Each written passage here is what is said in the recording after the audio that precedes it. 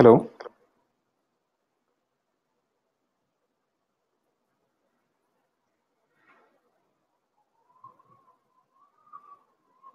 Okay, Hi, Sandeep. great. Hi, Yeah, hi, how Sandeep. are you? Hi, Sandeep. Yeah, doing good.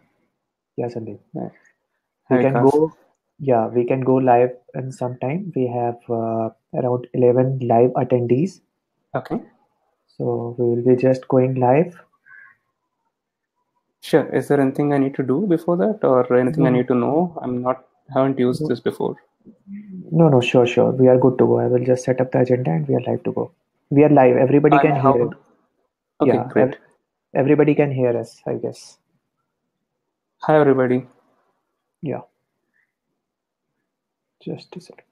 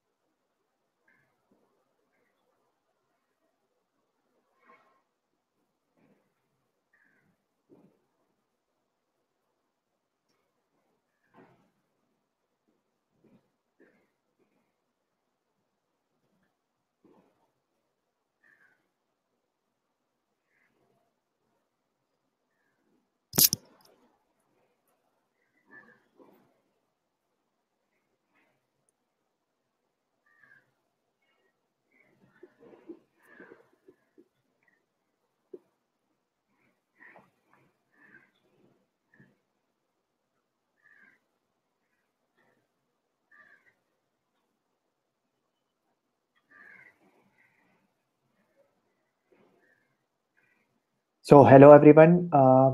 Today we have Sandeep with us.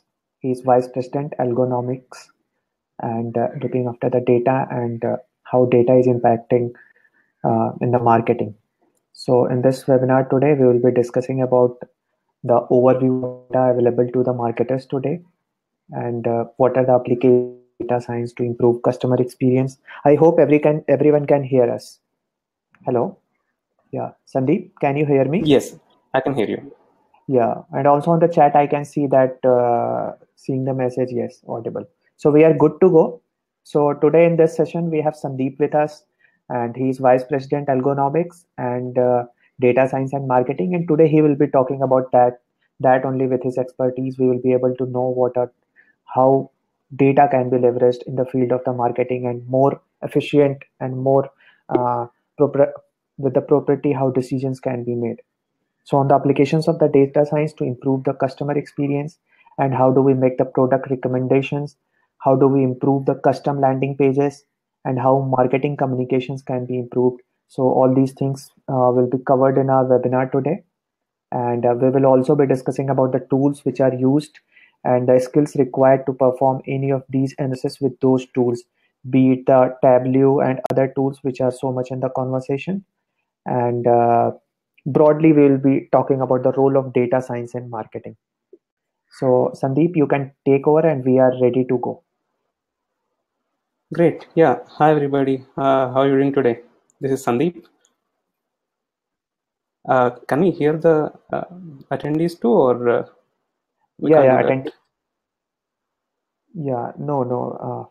We can't open the mic to everyone. So, Sure. Okay. yeah, on the public chat itself, I can see that we are audible. So, Sandeep, you Okay. are good to Wonderful. go. Yeah. Wonderful.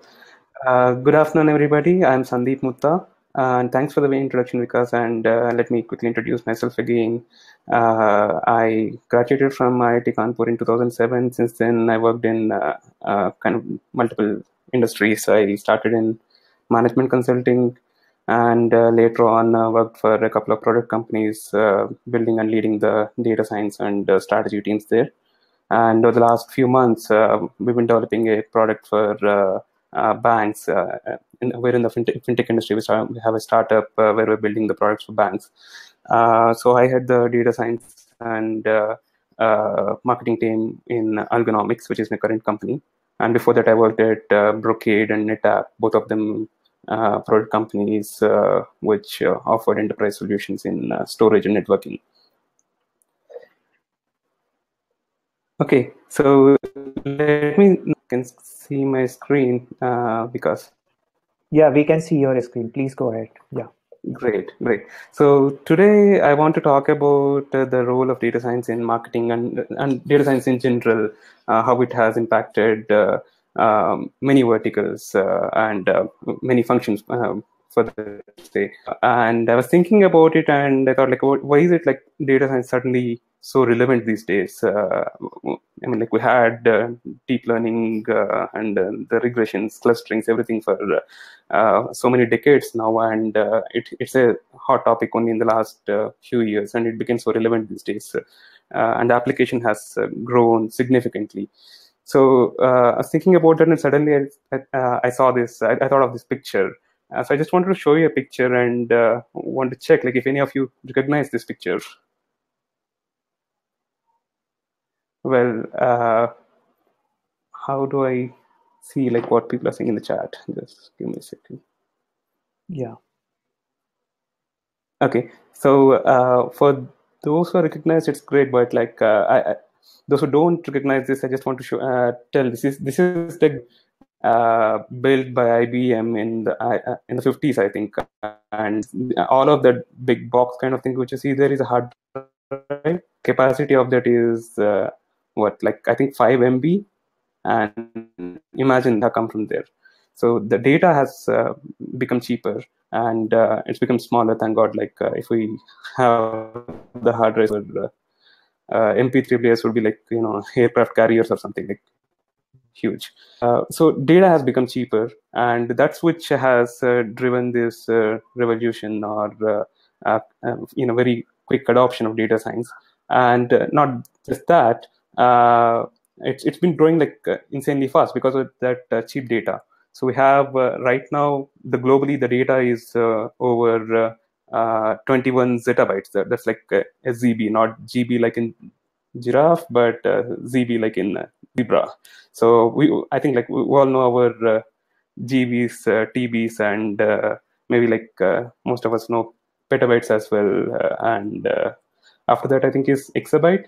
Yeah, yeah. After that is exabyte. Exabyte is and after that is like zettabytes. So it's like 21 million petabytes, or like 21 billion terabytes of data in 2018. Imagine that. How we came from like 5 MB to 21 zettabytes. And and NetApp, the company which I worked at before, is like the second largest storage vendor, and I think they sold a total of 1 exabyte of data till a couple of years ago, maybe. So that's how fast data has been growing. And it was about like half a zettabyte 10 years ago, the complete global data.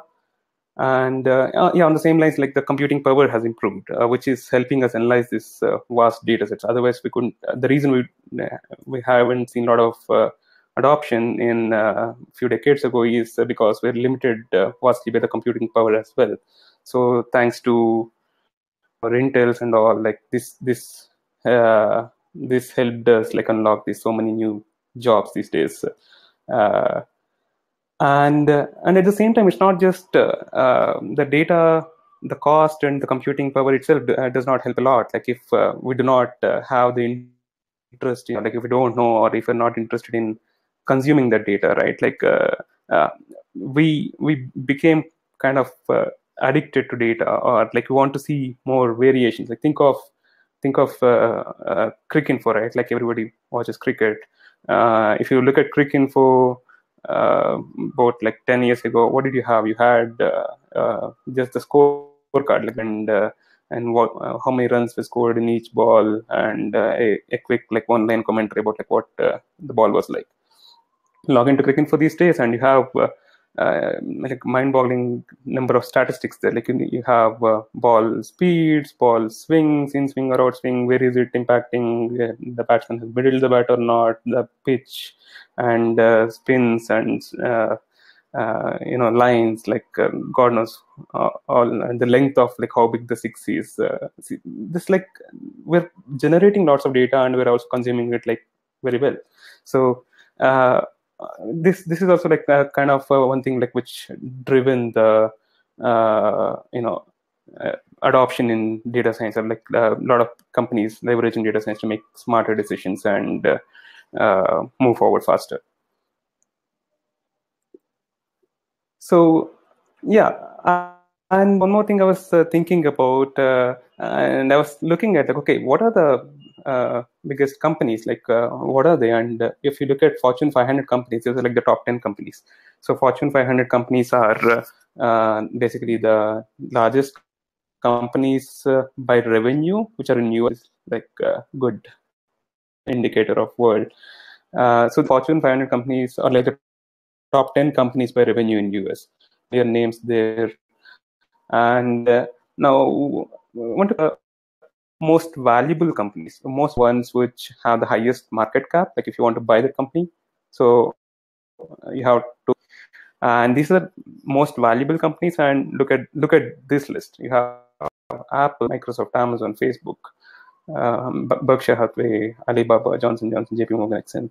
So what's common in this most valuable companies? See, like if you look at them, really, top five, all five of them, every single one of them are contribute a line share to the 21 exabytes, the zettabytes of data, right? Like Apple, Alphabet, Microsoft, Amazon, Facebook, like all of these, they generate so much of data, and they consume it, and their business has built around data, and that makes it like very essential for us to analyze this data, and also like kind of shows how valuable data is. So if you have data, you are very valuable. That's what you can take home from this comparison. So well, like today, like there are a few things which I want to touch around, like what is the kind of data which is available to us, to marketers or like the companies in general, and how we are utilizing this data, how we are applying data science on this gold mine, and making our lives better and making money in the process, right? And also like we'll also talk a little bit about the kind of tools which are used, and the skills which are required for us to become good data scientists. So I just want to like quickly take a pause and see like if you have any questions. If you want to add something to this, feel free. Let's make this interactive. And yeah, I would love to hear your thoughts, like any interesting things which you want to add.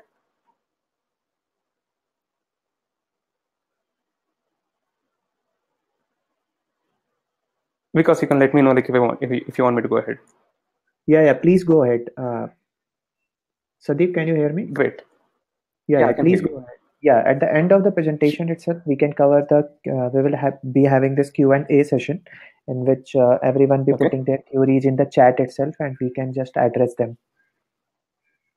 Okay, sure, that works.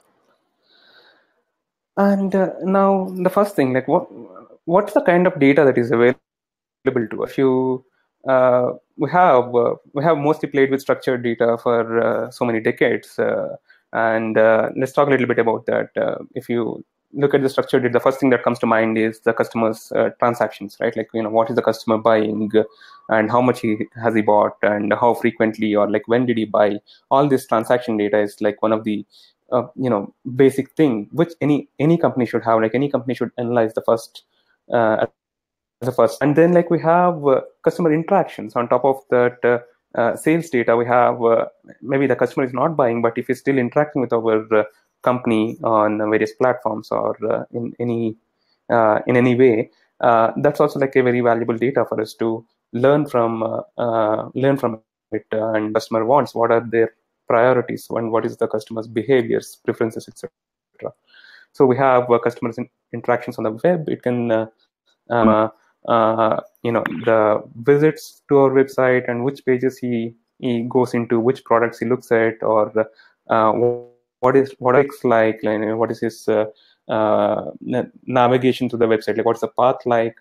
We have huge amount of that kind of data. And we have data from social media, so where customers share their feelings, they share what they feel about a company, or good things, bad things, everything, and the company to their friends or to the network, etc. And then we have your likes, supports, and shares, all these kinds of things as structured data, which is also a good quick measure of how well you're doing in that space. And then you have your email data, and when I say email data, email campaign data, or like messaging campaigns data, like the emails you send to customers, like how many have reached the customers, how many people have opened that, how many people have spent some time reading that, and have they forwarded it, that have they clicked on the link in that email to go to the page you're trying to market, etc. And then on top of all these digital interactions, you have your non-digital interactions as well. This is particularly important in a B2B space, where you have a lot of people conduct a lot of seminars and workshops, and people attend that and share their cards, all these kinds of things, like share their contacts and their etc. So even that is kind of recorded, and that's also like very good complementary data on top of everything you see, especially in a B2B space. And then customers, you have your data about the usage and utilization of the products. Like what is the customer, what are the products which customer has purchased from the company, and how is he using it, especially like in a consumer company, like probably utilization is something which is hard to get, but if you're talking about a service or an enterprise product company, you can figure out, like, what is the utilization of the product, like what is the customer using the product for. So going back to my old example of the NetApp example, NetApp is a storage company. NetApp sells storage to the customers, and customers buy the storage, and they use it to run different kinds of workloads. They can use the storage just for an email or a collaboration workload, or they can do it for a R&D workload, or a print and file sharing kind of workload. All these things are tracked by the software, or yeah, for that matter, like even in you have your Windows or Apple, which is taking about like how you're using their software, and logging any crashes and all these kinds of things. These are all data on utilization, like how frequent they're using, how is the hardware performing when they're using where, all these kinds of, like, this is like a huge database, like, which you can analyze to make your products better. And yeah, so this like varieties of data, and I just wanted to like talk about like the most common forms of data, and you have like so many kinds of data on top of that, on how customer interacts with the company or software, etc.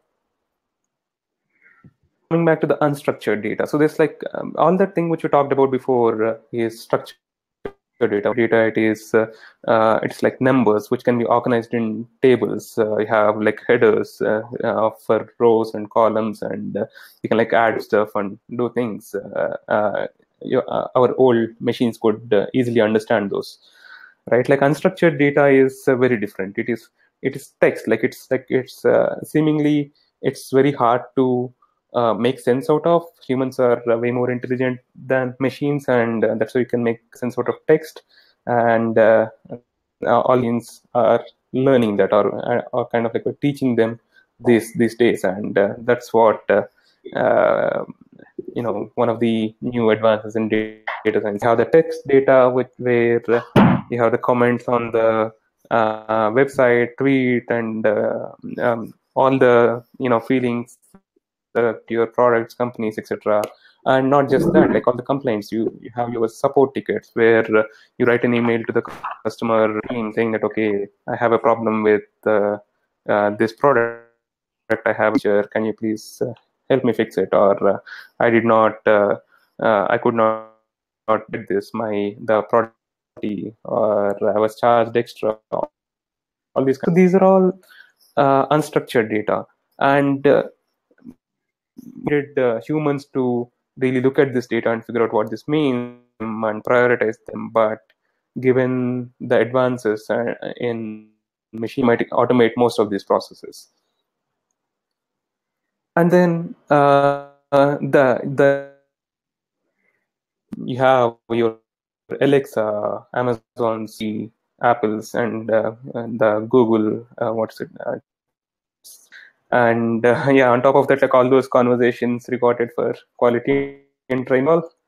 So a customer support guy, there's a voice which plays says that this is being recorded.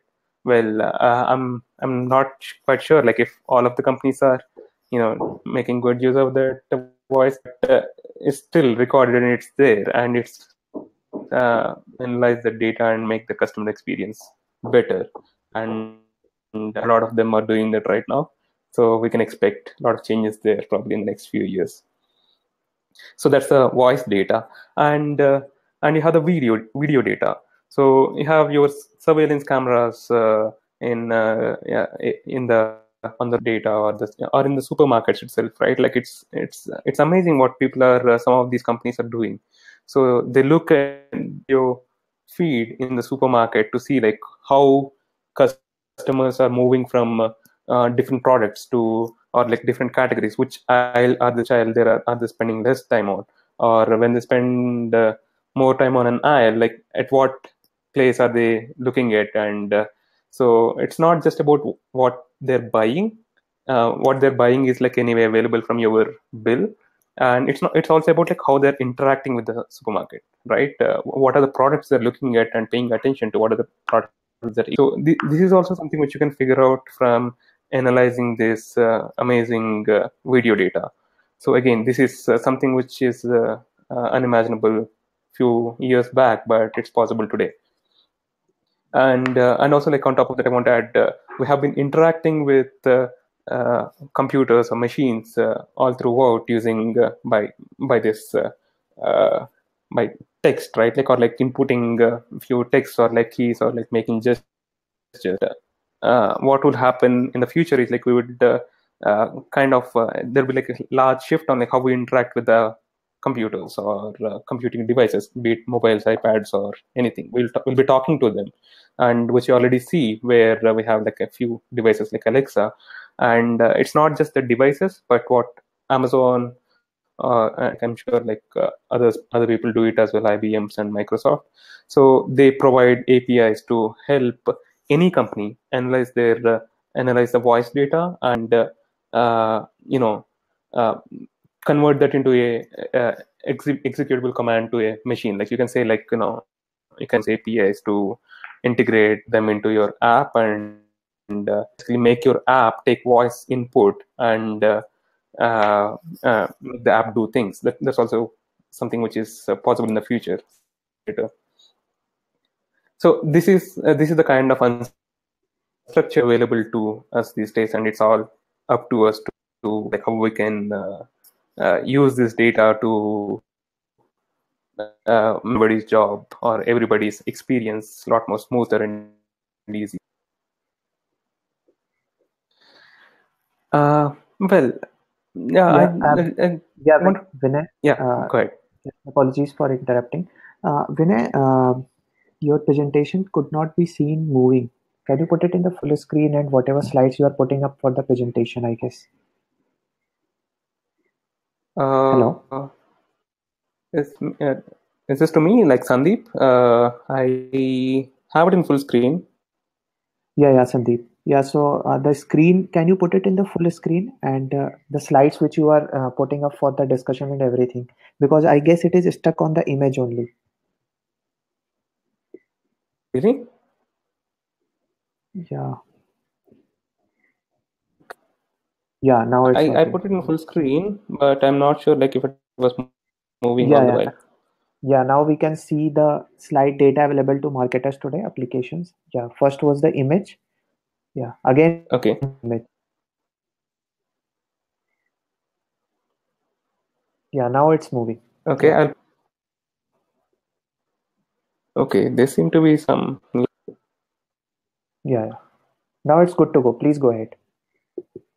Okay. So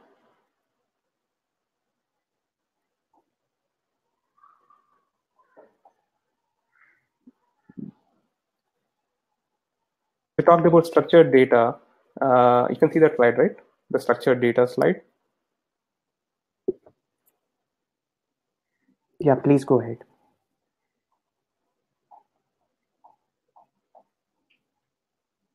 Okay. And then we talked about unstructured data. So unstructured data, we have like text, voice, and video. And then now what I want to do is like I just quickly want to talk about the typical data in a B2B tech company. I want to take my old company's example, and give you a little bit of a flavor about how uh, what we actually had and what we did, right? So yeah, we talked about we analyze a lot of transaction data, which is the customers' say, and we had yeah, we already talked about this a little bit. We analyze the customers' data on like how they utilize NetApp's products, what workloads they're using our and make them make their experience better by tuning our software, uh, work faster for them. And then on top of that, we also analyze a lot about the company's financials. The company financial, when I mean, is the financial data of our customers. So that helped us a lot in figuring out which are the customers who are going to spend on purchases in the future. So we analyzed, we used the company's financial data a lot, and we relate the market research which we get from Wendy, Gartner, etc., who provide information on the industry's performance or behavior, or like changing trends in the market, etc. So that's market research was one of the key components as well. And we also like worked a lot with the marketing campaign data. Yes, Sandeep. Just I guess the slide is stuck, I guess. Can we just again? I guess it is stuck at the slide number 4. Yeah. Oh, okay. Is it because it's in the full screen? If this works. No. Now it's moving. Now it's slide 9. Yeah. Okay. I guess like if go. I make it full screen, it's not moving. I just realized that. Okay. So I'll leave it like this, if that's okay. Yeah, this is okay. Okay, cool. So I think like when I make the Chrome plugin is not detecting that. Yeah, Sandeep. Yeah, it's good to go now. Please go ahead. So we have the marketing campaign data where we captured data on like how customers interacted with marketing campaigns, the web campaigns, and social media campaigns, and that's what that we analyzed that a lot of primary data where we used to survey customers and the users on specific product issues or like preferences, etc. We had even like have transcripts of interviews with the sales team, like where the sales teams and the SEs interviewed the customers to take their opinion, like what are their requirements, etc. And then we have a lot of unstructured data sources about emails sent by the customers, the blogs, what the prominent people blogged about our products and the competitors' products also for that matter, the news articles, and then anything which is talked about the company or the product in the social media. And yeah, then coming to I want to talk a little bit about the customer intelligence use cases and the kind of data science applications we had. So one of the most important things which any analyst or like a strategy person want to solve is like to figure out how are their customers segmented.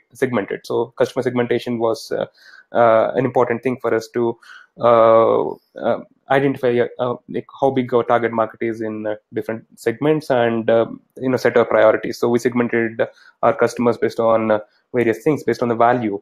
When I say value, it is how much the customer can buy from our company, like how much can he spend, what is his annual allocation to spend on storage products or services.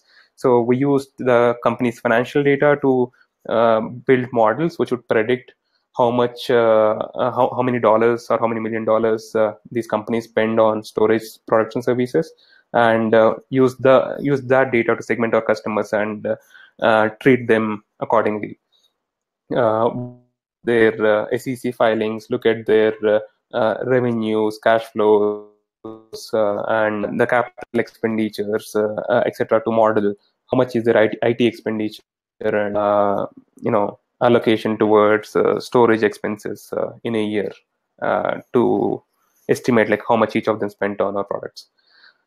And the second thing is the customer acquisition, right?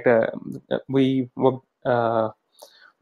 again, like this is very important for us to prioritize our targets. Like when we are like spending on customer acquisition, we're spending resources, like not just the marketing but also sales resources, like allocating representatives to convert prospects to customers. So there we really want to be very judicious about where do we spend our energies on. So we built models to predict which kind of customers are likely to be converted easier or faster, and we built models to predict the probability, and we assigned our sales and marketing resources in a way so that our return on investment is maximized.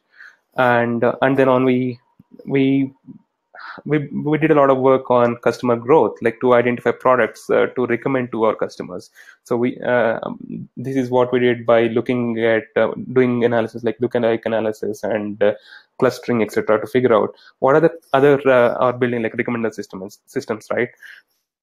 Products which customers would be interested in, which they don't have now, because they behave consumers who had certain set of products. Built models to recommendations of products for our existing, grow our revenue further with them.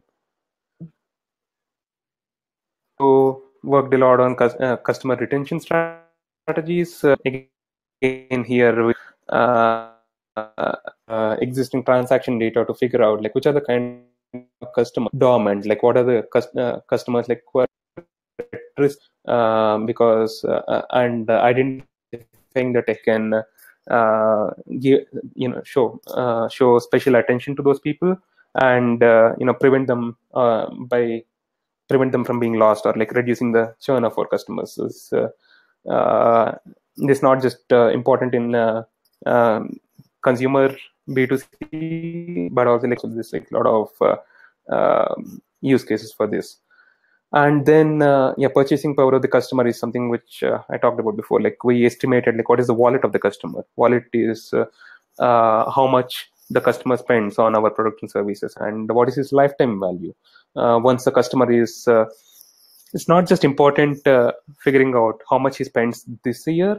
It's also like important for us to know like how fast the customer will grow and how much he would spend next year and in the future years, so that we can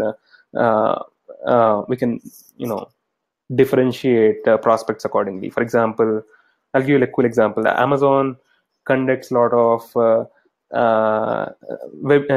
seminars for workshops for startups. They spend like probably like a few thousands of dollars on doing that event, and probably like 100 plus startups attend that event every time.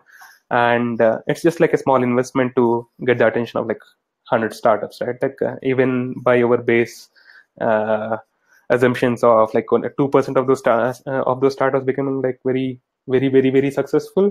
Imagine like customers of Amazon just at the cost of few $1,000 is like a great thing, right? Because so what they're trying to do there is they're not just looking at like how much they're going to buy today, but they're looking at like how much is a startup going to buy over its lifetime.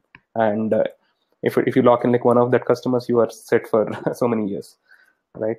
So that's where lifetime value is also like very important.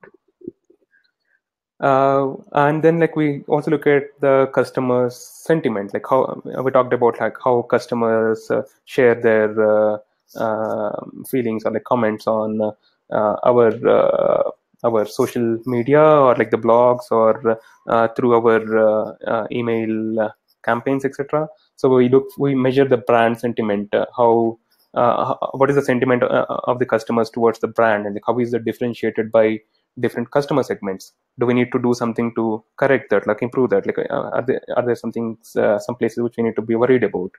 And similarly, sentiments towards products.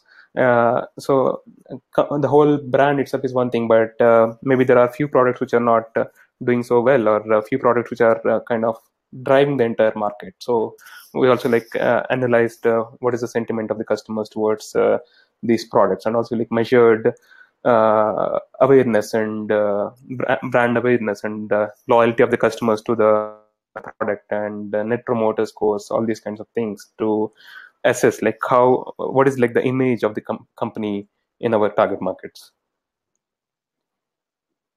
And the next one is like customer propensity. Like this is what we call propensity. It's like how likely is it to buy a specific product or use a service. So when we build our campaigns, marketing campaigns, we do that for specific kinds of products, specific solutions, right? So we need to send the right information to the right person. And if we bombard lot of emails, a customer with a lot of emails which with the products which he's not interested in, that would really annoy him. So that's something which we try to avoid to do. And to answer this question, we had to figure out what are the customers which have like a high propensity towards a specific product, and we quantified that using various models, and figured out like who are the customers. What should a customer be targeted with, like which products campaign should he be targeted with, and we sent only that information to the customers.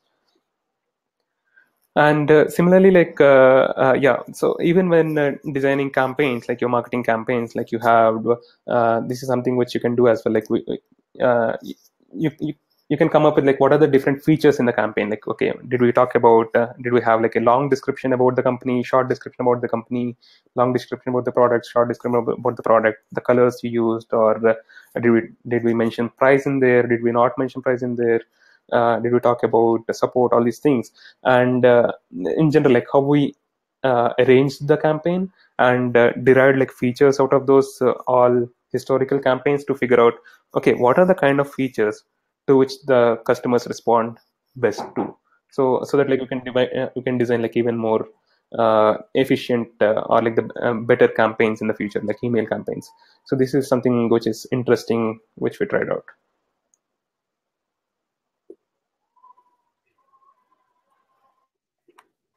This is about the typical app, and I thought like I would also talk a little bit about interesting things which usually happens a lot, which happen a lot in B2B. So I read about a company in US, which determines what to display on its digital menus. So they have their digital menus in their drive-through, right? So if it is digital, you can like change it like on the fly. So what they did was like if there are long lines and people are waiting a lot, they kind of emphasized or like featured products that are very easy to prepare, like which can be done like very quickly, so that people move through faster, and people at the end of the line are not very pissed off. And if the lines are shorter, what they did is they try to increase their margins. They featured products where the margins are higher, so that anyway, the line is short, why not? We might as well make some money, right?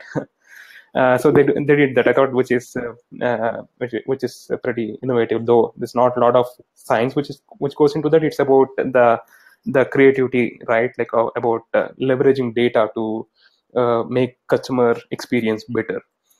And yeah, I would love to see Domino's try something like this. We know like how bad it becomes on weekends and stuff, right? Yeah, this is quite interesting to say, Sandeep, that if the lines are longer, it features products that can be served up quickly. This is something real-time analysis of the data and then putting into the action. Exactly. So yeah, we kind of see a little bit of that these days in your Ubers and Olas, where you have the surge pricing, which is to kind of manage the demand. And yeah, it's also like kind of a real-time analysis, you can say, but I don't think it's that sophisticated yet, given how very simple it looks like, at least it. Yeah, sure. This And then like I want to this another example which I thought is cool. Like you said, like doing it real time, right? Macy's is like one of a very big retailer in US, and they apparently adjust the price of their products in real time for 73 million items. Like 73 million items, they price real time based on like what's the demand like and what's the inventory. They have like tons of stores, they have tons of customers, and it's mind-boggling. They can do something at this level for like millions of items. So which is only possible these days, like with the kind of computing power we have and the advanced algorithms we have. Sure. And another thing is another interesting thing which I thought is it's not just about it's not like you well like let me tell you about this. They have the Spreadpole Inc. It's a company which used algorithm which built an algorithm to predict earthquakes, which I think is fairly common, and they predict the earthquakes. And apparently in LA, what they did is they used the same algorithm. They tweaked it a little bit. They tweaked the features a little bit, and used the same algorithm to predict where are the crimes happening, like which areas crimes are supposed to happen. So earthquake is also like a geo and a time event, right? It can occur at a space and it can occur at a certain time. So apparently they tweak that algorithm to figure out, okay, if a crime occurs and when and where does it occur. And apparently it was quite successful, and they reduced the crime rate by some 30% in LA, which I thought is like very interesting. So it's not like you have one you can find like innovative use cases for the same model or same algorithm all the time. And yeah, so yeah, sorry. Yeah, sure. And even this has brought the impact. Mostly in the cases of the innovation, what becomes that we are doing a pilot and after that testing it, and this has been able to showcase the impact. Yep, Sandeep, please go ahead. Right. And the last one I wanted to talk about is the world famous Target Mail campaign. I'm sure it's like crazy popular and like everybody knows about it. But just in the off chance somebody doesn't know about it, this is my favorite example to share all the time. So Target is again like a retail chain in US, and they have like insane number of stores. It's just like Walmart, and they have their mail campaigns to distribute coupons and promotions to their customers about okay, any products they want to buy and all. So there's this data science team in Target like which does this analysis, and they sent a mailer to about the pregnancy about products which are used by pregnant women and like new moms, and they built a campaign around it and sent it to people like who they thought would be interested in those products. And apparently what happened was one of the girls in that list was a teenager, and she too received this email about new mom products and pregnant woman products. And her well, of course, like obviously her father was quite upset about that, and he like kind of threatened Target about suing them for kind of what do you say, like suggesting that her to become pregnant, and Target had to apologize, something like that. And the interesting thing is later he actually figured out that his daughter is actually pregnant, and imagine that, right? So that data science team suddenly became from zeros to heroes, and they predicted that okay, based on that girl's purchasing pattern, that she might be pregnant, and of course machine figured out before the human actually did, which I thought is amazing.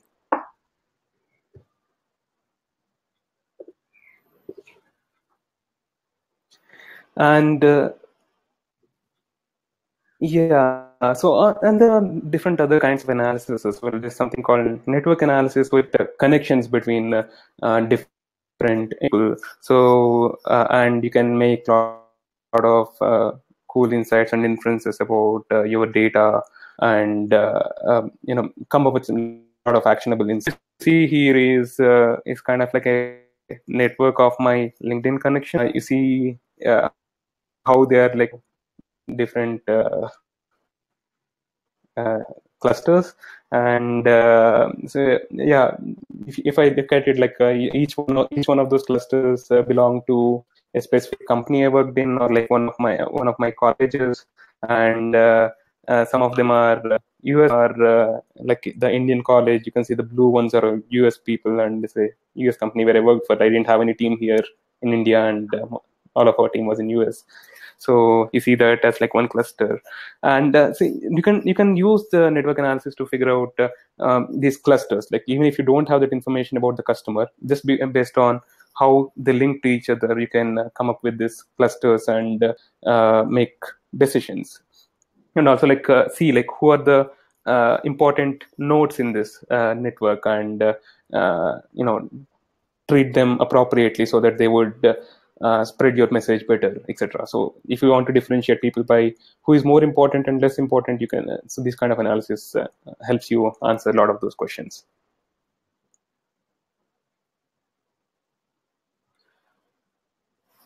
Well, yeah, so this is all what's happening these days, and we can expect a lot more things in the future. You'll be using video and voice data to customize what customer sees, right? Just like you can take the video and voice feed and show the customer what he wants to see in real time. And similarly, we have our chatbots and AI, where right now the chatbots are like functioning as support persons. Like you type in your request, and an AI answers and solves your problem. And there can be a next generation of chatbots which would act as a salesperson. Like imagine you have your Jabong.com, right? Jabong app, and you right now what you're doing is you're like clicking and figuring out which color jeans you want, like what's the price range or what brand you want, right? Imagine in the future you can like tap a button and say, hey Jabong, show me jeans of size 30 in blue in the price range of 2000 to 3000, something like that. And they show, okay, I don't like this. Just like it is possible to build a application which would interact with you just like a person at a shop would, right? And that's something which we expect in the future. And similarly, like you can again, when just like you're interacting with Alexa with voice, Alexa can detect your emotion, say like if you're sad or happy, and answer appropriately. Similarly, those things can be incorporated into these customer service applications to make your customer experience better.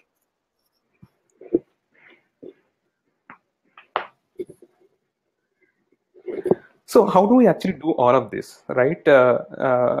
Yeah, it's, for example, like we use the most common algorithms or most common problems which we can put each of this use case into is either classification, regression, clustering, or forecasting, or quantifying things like sentiments and intents, etc., which we haven't done a lot in the past, right? So each of these problem can be broken down, and it kind of fits into one of these high-level problems which we can solve using traditional machine learning and deep learning these days.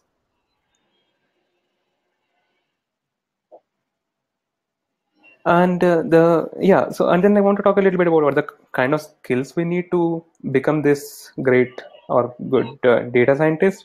You would definitely need you would need a little bit of programming skills. Like thankfully, not at the same level as we used to need a decade ago. These days, we don't need to write our packages or libraries and all. Like there are existing libraries which you can leverage if you're not if you're like about solving a problem very quickly. I'm sure like in R and Python there's like a package for pretty much everything. You can just import. It's as simple as importing that and calling the right function. So but a little bit of programming skills is required to work with these tools these days. And And on top of that, statistics is also like quite important. So data might say something, but to an untrained eye, it may seem that it's important, but it's important to look at that from a statistics with the knowledge of statistics to say, is it significant, right? Like does it is it significant? Is it statistically significant, so that I can make a decision based on that? So if somebody says there's like if a yes no ratio is like 51 to 49, it need not always mean yes. Like technically 51 is greater than 49, but it may not be statistically significant. So that's where statistics helps a lot. And of course, like business understanding is always universally important to solve any problem where we need to look at the problem from a business angle, not just from a data angle, to come up with the best solution. And last but not the least, communicating it, right? Like if you might have like the world's best solution, but if you're not able to communicate it and like implement it, would not be of help to anyone. So communicating our insights in the best possible way and to the appropriate people in appropriate ways is important. Like you'll be talking one way if you're talking to a CEO, or you will be talking about a different level of details if you're talking to an engineer, right? So that's also like an important skill which is essential for a data scientist. So this is a cool Venn diagram kind of thing which you can find on the internet. It shows like how people fall into different categories. So probably everyone starts with like somewhere, and they move through each one of those, like learning each of those 4 skills to become the perfect data scientist.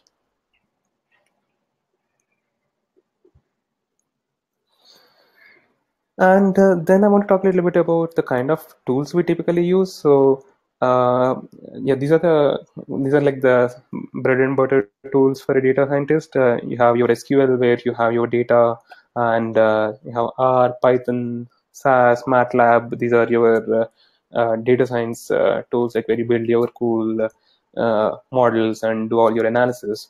Well, R and Python are open source, and SAS, MATLAB are like fairly expensive, so you only see like very big companies using them, or big companies which have been using them for a while, they continue to use them, and open source is a way to go. So learn the open source stuff before you learn your SAS and MATLAB. So R and Python are quite popular these days. Have Tableau, which people use a lot for visualization these days, and yeah, Excel is like a good old buddy, right? It's weathered like so many years, and it'll be there to do quick analysis like all the time. And you have your big data tools like Hive, Pig, and Spark, etc.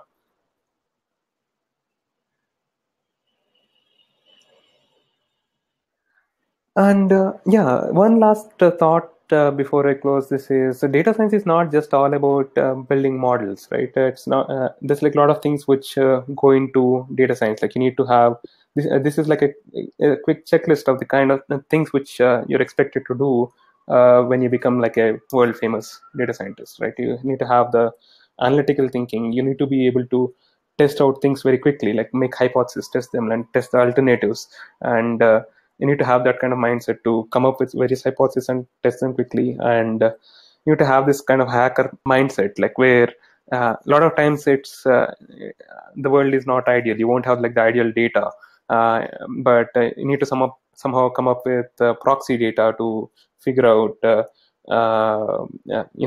fill in the gaps and solve your problem at hand. So that's also very important. And then a little bit of programming and statistic skills. And then there's like a lot of dirty work involved as well in the life of a data scientist. So you only spend probably like a quarter of the time building your models, and most of the time goes into getting the right data, fixing it, and structuring it, maintaining it, cleaning it, and doing all those kinds of things, which is a dirty job which people don't, which is not very glamorous, but that's very essential as well. And then you need a lot of good communication skills, or just like the storytelling skills. Like you need to you need to like convey your message like as a story to make it like interesting, and people to really adopt that. That's also like makes a good skill set to add to that. and automation skills and some software development skills also like help you a lot throughout this journey. So yeah, that's all I have to share with you guys today, and thank you so much for being such a great audience and patiently listening to all this. Yeah, Sandeep. So yeah, because like I think we can. Yeah, so there are some queries coming up in the chat. So how to know that whether the customer has opened the mail or not? Which email services provide help us to know that?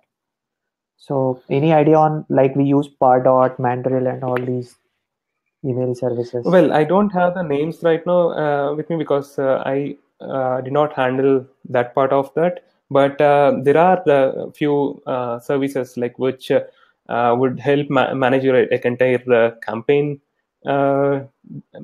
email campaign process. I think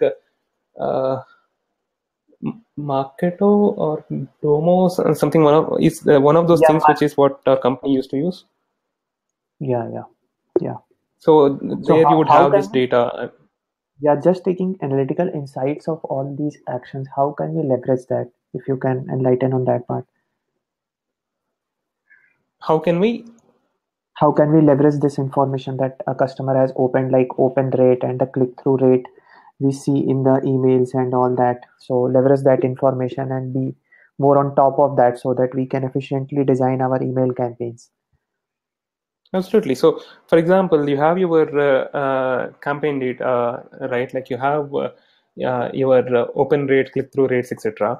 And that alone, if you look at it for the whole company, it may not tell a very good story. It can tell you like how it is impacting for the whole company. Like, but what would be interesting to look at is like overlay other kinds of information on top of that. That's where customer segmentation becomes very important. So you need to figure out different ways to segment your customers, be it by their the kind of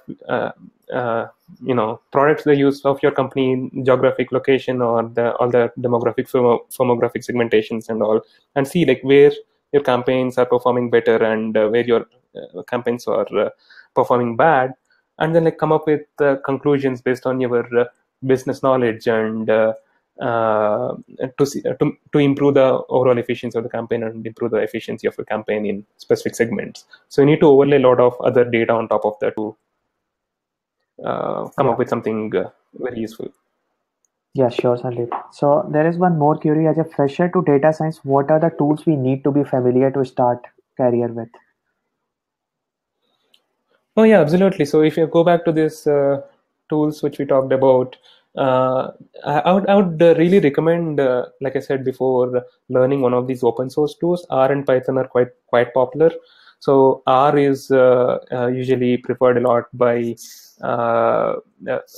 people who are into academics a little bit, and Python is familiar or like looks more familiar to people who come from a IT or a computer science background.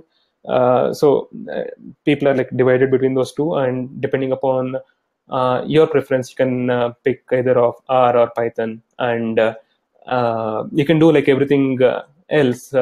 The visualization, communication part in R and Python as well. You have wonderful libraries. You have like ggplot, etc., which would beat Tableau any day. Except that it's not very interactive, or not interactive. I mean, like it's not mouse, and you have to write your code. Except for that, R and Python are like wonderful tools to start with. Yeah, sure.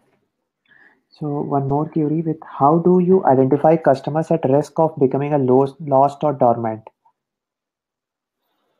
Okay, so how we used to do it was we basically like trained our models on the historical data. So historically, like we had a set of customers, and we came up with definitions of when we call a customer is lost. So if a customer hasn't transacted with our company for 2 years, or like 2 or 3 years, like we would have we would like segment him as lost. The large period here is because we were a B2B company, and in a B2B company, the sales cycles are like the product life cycles are like very large. So it was 3 years for our company, but depending on your industry and your product. It can be like as low as a month or a week, and if they don't return in the time, you would designate them as lost, and then you would prepare your historical data set and train your model on that historical data set to see which variables are impacting your customers. Like, you would take into account like all his past transactions, like come up with features which you would use in your modeling, and then build the model and predict for the existing customers, the current customers, who are at the risk of being lost and when. Yeah, sure. So can you map specific tools for classification, regression, clustering, and forecasting? Yeah, well, you don't map the tools. Like, each tool is capable of doing all of those problems. You have different packages which you can use, different libraries which you can use. So it's you can like what you can do is you can map algorithms to that. You can do a cluster analysis in Python or R, or for that matter in Excel, I guess. So for a classification problem, which is like a 1-0 problem, will the customer be acquired or not acquired, will he convert or not convert, you would typically start with a logistic regression, which is fairly easy to train and fast to do, and then you can explore other models like your decision trees or random forests, or you can build a deep learning model as well, classification model as well. And so there are algorithms which map to each of these problems. And regression, like if it is linear, if it is something, a value which you need to determine, is X going to be given, how much Y going to be given so many X's, then that's like a regression problem. You can do that again with like any of the tools. Or if you take forecasting, you can do a time series kind of an analysis. You can do an ARIMA analysis, or you can do a LSTM. You can build an LSTM model using deep learning. So you can map algorithms to these problems, but not tools. All tools are kind of capable of solving all these problems. Sure. There is one more theory: any tool to automate unstructured data for marketing. So, like we discussed, the text data and the voice data, which is there in the form of being unstructured. Right. Yeah. What do you mean by automation? Can you elaborate a little bit? Automate. Yeah. So here, I guess it is more like on the. This query has come from Surya. So he is asking any tool to automate unstructured data for marketing. So I guess out of automation process, what analytical insights we can take out of that unstructured data and then automate that? Okay, so typically, like how the automation problems are solved by the engineering, and I'm not the best person, but what we do is like we figure out the data science piece of the problem. Suppose like a customer, we have like certain kinds of text. We can analyze the text to figure out what is the sentiment of the customer. Is he like towards a specific entity, like towards a specific product? Like, is it like positive or negative, or how much positive, how much negative?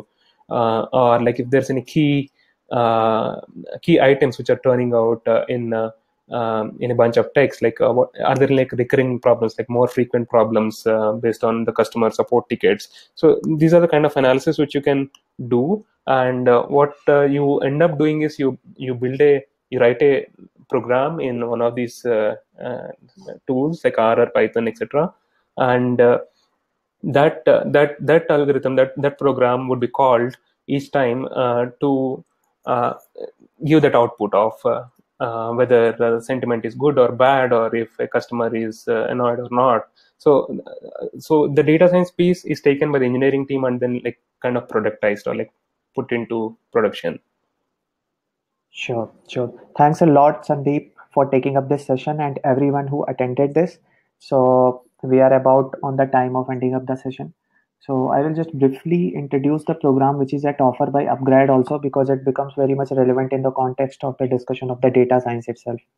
And being in the collaboration with Triple IT Bangalore, this PG diploma program is for the 11 months.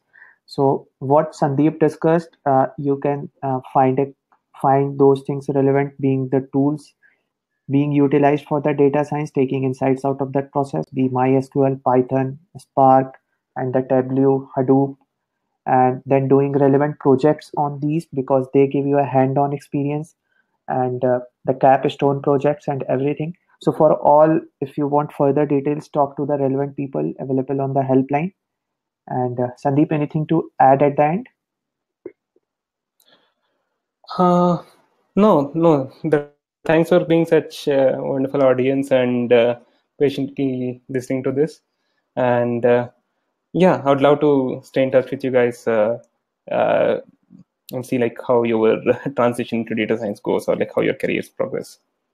Yeah, sure. Thanks a lot, Sandeep. Thank you, everyone. Yeah, thank you, everyone. Have a nice weekend, rest of the weekend. Bye.